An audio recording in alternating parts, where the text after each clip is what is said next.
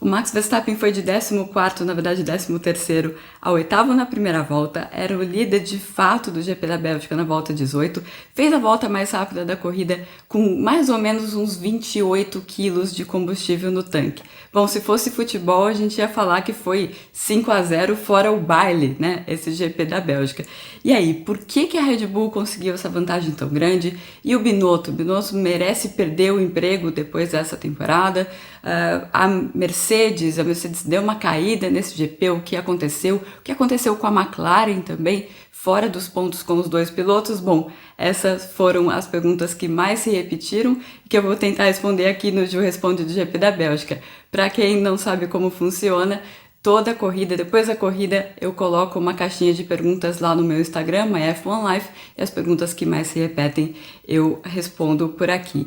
A pergunta que mais repetiu, né? Por que a Red Bull teve um desempenho tão dominante, né?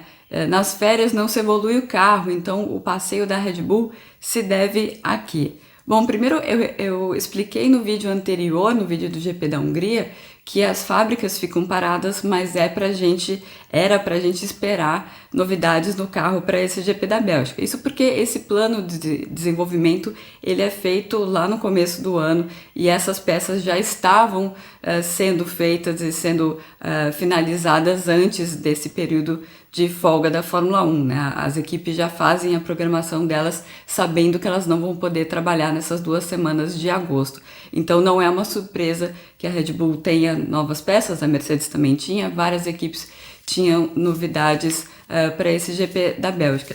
O que a Red Bull, mais uma vez, mexeu no assoalho e é por isso que os rivais estão acima. Como que eles estão conseguindo mexer numa peça que é tão cara fazer tantas vezes no campeonato? Toda hora eles estão aparecendo com os floor edges, né, que são os cantinhos do assoalho num formato um pouco diferente e sempre se adaptando à pista. A Mercedes, a Ferrari estão falando, olha, a gente não tem dinheiro dentro do teto orçamentário para fazer o que eles estão fazendo. Vamos ficar de olho no que eles estão fazendo em relação aos custos deles. E a Red Bull se defende falando que eles estão respeitando o teto. Essa briga ainda vai dar o que falar até o final do ano.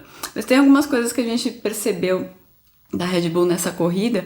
A Red Bull parecia não precisar ter levantado, tanto o carro quanto os outros. Por que eles tiveram que levantar? Por causa do Eau Rouge, né? Aquele momento que o carro bate no solo na Eau Rouge, na parte de baixo, né? Que é a Rádio 1, a parte de cima. Por causa daquela parte, muitos carros têm que ser levantados para não quebrarem naquele momento ali. A Red Bull parece que não precisou ser tão levantada. Então tem alguma coisa, de novo, no assoalho da Red Bull que está trabalhando de uma maneira mais eficiente e é nessa peça que os rivais estão focados. Tem outra coisa, né? O Max Verstappen foi com um carro que ele estava acertado de uma maneira que acho que só ele conseguiria guiar. Um carro que ele... Nas curvas que era para sair de dianteira, ele ficava bastante neutro, e nas curvas que era para sair de traseira também, principalmente naquela última curva, aquela última chicane lá na antiga bus stop, né? Geralmente o carro roda um pouco para sair um pouco de traseira naquela curva, e o dele saía menos do que os outros. É uma coisa que o Max conseguiu fazer especificamente para Spa, então era uma Red Bull atualizada, um motor novinho, um carro que estava menos levantado que o outro e o Max Verstappen conseguindo guiar um carro com um acerto que até mesmo o companheiro dele, o Sérgio Pérez, não conseguia guiar. O dele estava um pouco mais dianteiro. E aí, tendo um carro tão neutro por todo esse circuito, que é um circuito sempre muito difícil de você acertar o carro, porque algumas curvas pedem uma coisa e outras pedem outra. Quando fez muito calor na corrida no domingo, né, uma diferença de temperatura bastante grande, aí o carro que estava nos trilhos ganha ainda mais vantagem, né, porque os outros estavam sofrendo muito, muitos carros sofrendo com o vento, estava ventando bastante também, e parece que só o carro da Red Bull que não estava sofrendo tanto. Então são sempre uma série de fatores, e tem também a adaptação a esse tipo de pista. Quando você tira bastante downforce, a Red Bull em relação à Ferrari, em relação à Mercedes, eles têm, o carro deles acaba funcionando melhor do que o carro desses rivais diretos, por uma questão de filosofia do carro mesmo. Quando você tem que colocar bastante downforce, como em Mônaco, por exemplo, aí a Ferrari tende a funcionar melhor. A Ferrari tentou ganhar 1 ponto e perdeu 2. Quando que eles vão trocar o Mattia Binotto? Bom, sim, foi mais uma estratégia estranha da Ferrari, né, no final da corrida, parar o Charles Leclerc para ele conseguir a volta mais rápida da corrida, ao mesmo tempo que ele estava muito perto do Alonso, seria arriscado, ele acabou voltando atrás do Alonso, depois teve o problema no pit stop que fez com que ele levasse uma punição, eu vou entrar nisso um pouco mais adiante, mas essa questão da cabeça do Binotto, primeiro, o Binotto não define estratégia não é o trabalho dele. O trabalho que o Binotto tem feito tem muito valor, sim. Ele pegou a Ferrari estatelada, ele está tentando mudar a cultura da equipe em absolutamente tudo. Ele está tentando fazer uma faxina geral na Ferrari de culturas que estavam dando errado há muito tempo. E ele já conseguiu uma evolução muito grande na parte de engenharia, na parte de motor, na parte de carro, e agora ele está mexendo no time de corrida. O trabalho que ele se propôs a fazer é gigante e demora um tempo para fazer. O jeito que ele está fazendo isso é tentar... acontece algum erro, vamos ver o que aconteceu internamente, vamos tentar mudar o nosso processo, a maneira como a gente pensa as coisas, e ele faz isso ao invés de ficar mudando peças. Ele acredita que é assim que ele vai conseguir fazer com que a Ferrari se torne volte a ser uma equipe vencedora. Se isso tá certo ou não, é sempre difícil, né? Até que ponto você insiste com as mesmas peças, até fazer a engrenagem funcionar, ou você ficar trocando até resolver, isso vai da liderança, o estilo de liderança de cada um. Mas o Binotto, do jeito que ele pegou a Ferrari, o jeito que a Ferrari está agora, dá para perceber uma evolução. O trabalho dele tem um grande valor, sim, e isso é muito valorizado no paddock. Muito essas coisas de Binotto vai cair fora e tal, geralmente vem de fora do paddock. Ainda falando sobre a Ferrari, o que fez o Leclerc passar do limite de velocidade nos boxes. Então, foi um superaquecimento de um sensor, o sensor que coloca o limite de velocidade, né? Então, quando o piloto entra nos boxes, quando ele chega perto daquela linha branca, ele aperta um botão, esse botão ele limita a velocidade a 80, a 60, dependendo da pista. E aí ele fica com o pé no acelerador, acelerando o máximo, e o carro não vai além desse limitador. Esse limitador que deu o problema, por isso ele foi 1 km por hora a mais do que era o limite, e por isso ele foi punido com 5 segundos e acabou caindo do 5º para o 6º lugar na corrida. Aí, quando eles chegam na saída dos boxes, tem outra linha branca e eles apertam o botão de novo. Então, foi um superaquecimento desse sensor. Agora, sobre a Mercedes, né? Melhor a Mercedes desistir do W13, né, do carro desse ano, e também por que foi tão ruim no sábado. O Lewis Hamilton já está falando várias vezes, né? Mal posso esperar pelo carro do ano que vem, porque esse carro aqui realmente não tem jeito. O que acontece com a Mercedes? Pelo que eles vêm indicando, primeiro que o carro do ano que vem, as regras não mudam. O carro do ano que vem já começou a ser desenvolvido, o que vai acontecendo ao longo do ano é que a porcentagem de esforço, vamos dizer assim, no carro atual vai diminuindo e do ano seguinte vai aumentando, uma questão de proporção. Mas o carro do ano seguinte ele começa a ser desenvolvido, já em fevereiro, em março, eles já começam a fazer as pesquisas.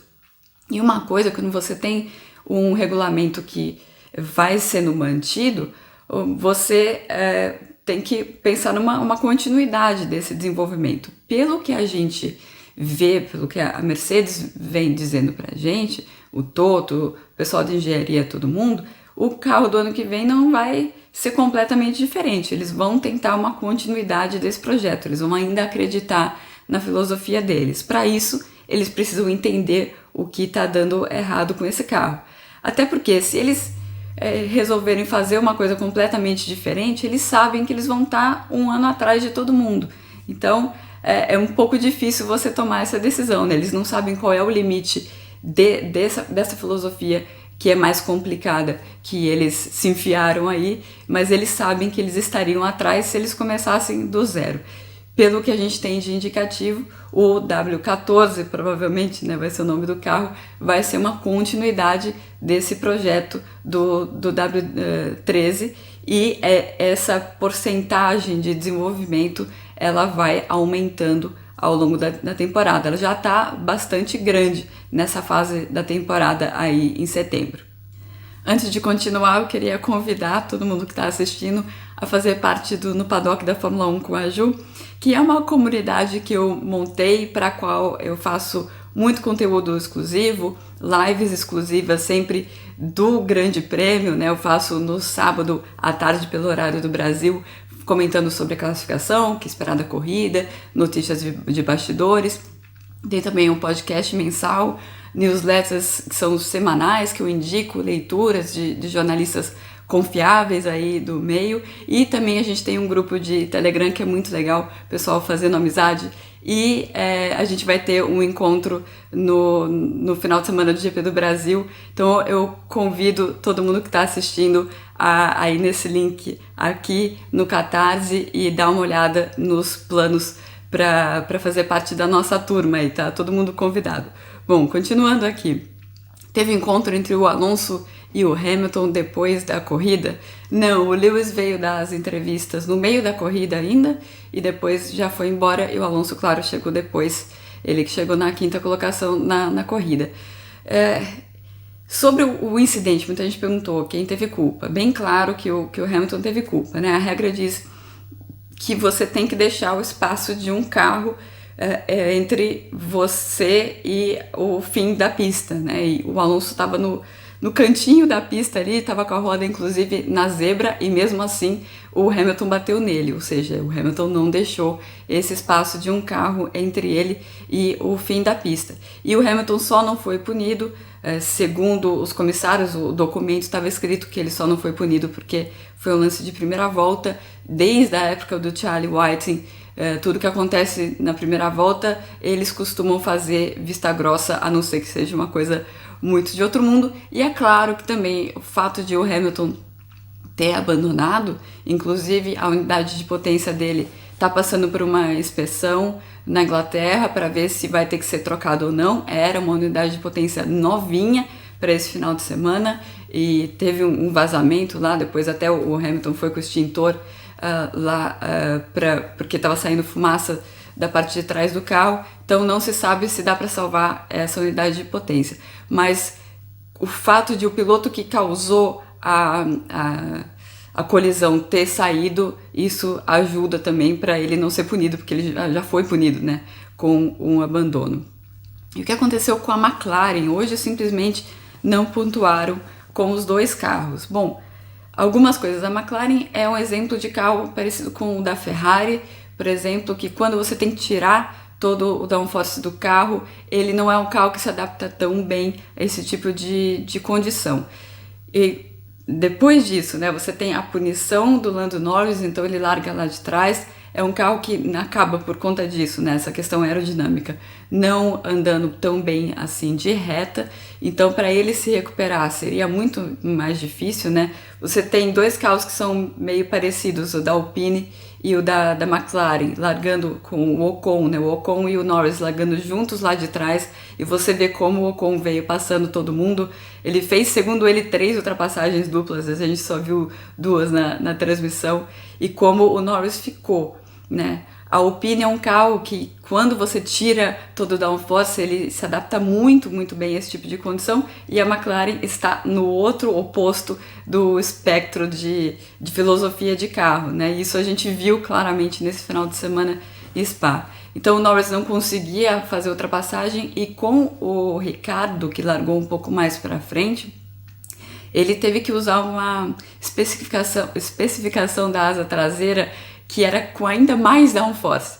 Eles tiveram um problema com a outra asa, então no final do FP3 eles tiveram que mudar, então ele teve que fazer a classificação e a corrida com uma asa muito maior, não tinha velocidade de reta nenhuma, e para piorar ele foi parar atrás do carro mais veloz de todo o grande prêmio, que foi o Alex Albon, que estava segurando todo mundo com muita velocidade de reta na Williams, a Williams com um carro com muito pouco arrasto também, e por conta disso a McLaren ficou presa lá atrás, né? O Daniel ficou preso atrás do trenzinho de DRS que o Albon formou, e o Norris acabou ficando preso atrás dele também. Quem não ficou preso foi o Gasly. A pergunta: qual era o ritmo do Gasly? Ele ficaria na frente das Alpine se ele não largasse dos pits?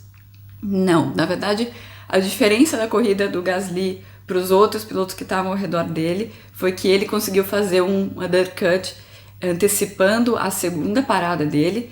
Ele parou bem mais cedo do que os outros, com isso ele conseguiu ter pista livre, andar mais rápido, estava todo mundo preso atrás do Alex Albon, e quando o Albon parou, ele voltou logo na frente do Albon, né? O Albon voltou logo atrás dele, e com isso os outros pilotos que tinham um ritmo melhor do que ele ficaram presos lá atrás do Albon, e ele conseguiu pontuar mesmo largando do pit lane.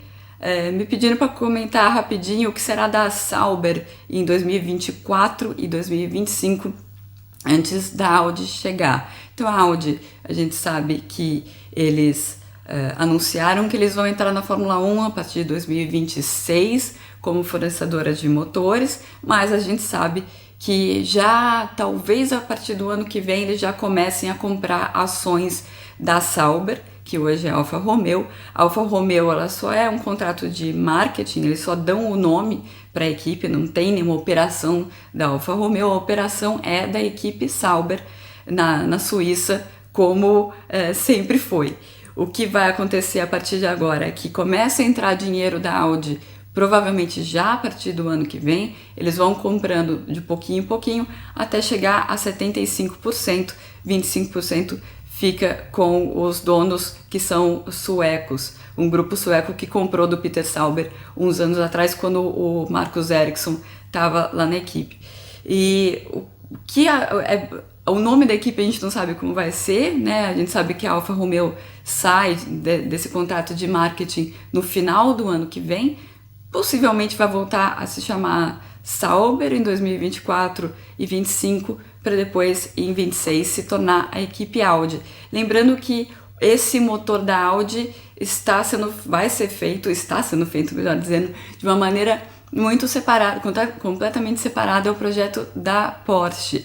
Desde maio desse ano, o motor já começou a ser feito na Alemanha, enquanto o motor da Porsche, na verdade, é a Red Bull que vai fazer com um ou outro engenheiro da Porsche, a Porsche só colocando dinheiro lá, alguma expertise e tal, mas é a Red Bull que vai fazer esse motor. Esse contrato ainda não está totalmente fechado, é um contrato um pouco mais complicado, Red Bull e Porsche, mas só para explicar que são dois motores completamente diferentes.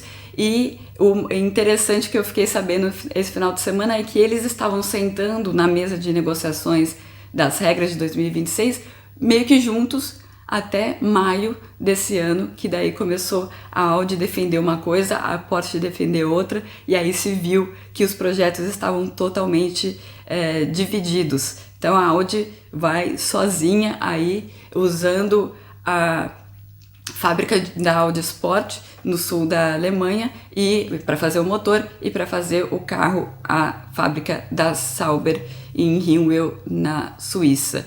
Só finalizando, muita gente perguntou, que eu coloquei um post e depois eu vi que eu não expliquei direito o post, falando: o meu DJ favorito tá tocando e eu não posso ir lá ver, dá pra eu ver onde ele tá tocando, dá pra eu ouvir mais ou menos, mas eu não consigo ver. É público e notório que o meu DJ favorito é o Armin van Buuren. Eu tive inclusive a oportunidade de entrevistá-lo no grid da Fórmula 1 2 ou 3 vezes, justamente porque ele participa de vários GPs como DJ convidado e tudo mais. É tão público e notório que quando saiu a line-up para o final de semana passado, várias pessoas já mandaram para mim: você vai ver o Armin e tal. Tem até uma história engraçada sobre o Armin van Buuren. Eu acho que foi em 2018 isso, quando o Hamilton... eu acho que o Hamilton estava conquistando o pentacampeonato no GP do México. E ele chegou em quinto, se não me engano. Então a entrevista dele, como ele era o campeão do mundo, ele tinha que esperar os 3 primeiros darem a entrevista para a mídia impressa, aí ele daria a entrevista para a mídia impressa e só depois ele viria falar com a gente no cercadinho. Na época eu estava trabalhando na Band News FM no rádio. E ao mesmo tempo o Armin van Buuren estava tocando no pódio ali do GP do México, né? E eu falei, não, eu vou. Eu arrisquei não entrevistar o campeão do mundo. Eu achei que ia dar tempo, deu tempo. Aí eu fui lá, vi umas 4, 5 músicas, falei, não, agora eu vou deixar de arriscar. Quando eu voltei, o Hamilton já estava no cercadinho e ele já tinha feito a maior parte das TVs, das rádios. Então eu acabei fazendo uma exclusiva com o Hamilton, fiz várias perguntas para ele, só eu sozinha, tenho foto inclusive para comprovar que isso aconteceu. Tudo porque eu fui ver o Armin van Buuren e ainda consegui fazer a entrevista com o campeão do mundo. Naquele momento, eu acho que pentacampeão do mundo. Bom, falando em Armin van Buuren, aqui a Holanda, eu já estou na Holanda, eu fiz assim, mas vocês não, só para vocês, quem assistiu o vídeo do GP da Holanda, do GP da Bélgica, quando eu já estava na Holanda no ano passado, sabe que é o mesmo cenário, a gente está ficando no mesmo hotel. Já estamos em Zandvoort, onde talvez a gente tenha uma coisa um pouco diferente nesse final de semana. A pista é completamente diferente em termos de características em relação ao GP da Bélgica. Vamos ver o que acontece, vamos ver se o Verstappen e a Red Bull são tão dominantes como eles foram no último final de semana. Até mais!